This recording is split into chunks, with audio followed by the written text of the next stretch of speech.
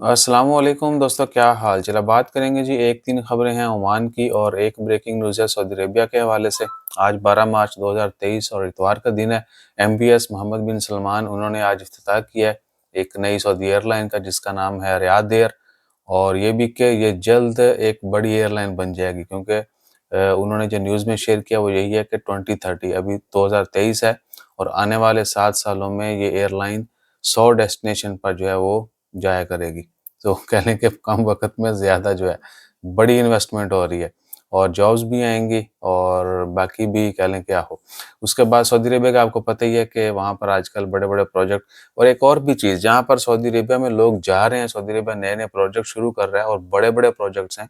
वहीं पर जो सऊदी अरेबिया में हैं, या तो चाहते हैं कि ऐसे होते ना जाइए, वो कहते नहीं भैया यहाँ से लोग छोड़ के जा रहे हैं। तो अगर कोई सऊदी अरेबिया से हमारी वीडियो देख रहा है तो बताया कि आजकल वहाँ पे हालात कैसे हैं? क्या दुनिया जो बातें कर रही है वो ठीक है या नहीं?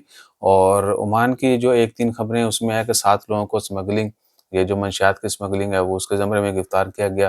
गैर कानूनी तौर पर जो लेके हमारी तबीयत ख़राब है, आज गला बड़ा जो है ना हो, उसकी वजह से हम ऑफ़िस भी नहीं गए। मैंने पहले वीडियो शुरू की तो मैंने बोल दिया सोमवार का दिन है। अच्छा, तो सीन क्या है कि इसके लिए माज़रत। और 7 लोगों को गिरफ्तार किया और उसके बाद ओमान का एक जो है ना अक्रॉस एजेस म्यूज़ियम, उसका इफ्तिताह किया गया और वो किया है हिज़ मजस्टी सुल्तान हैथम बिन तारक ने। देखते हैं पब्लिक के लिए कब ओपन होता है और उसकी एंट्री फ़ीस और ये वो सारी डिटेल वो भी जैसे आती हैं वो भी शेयर करते हैं।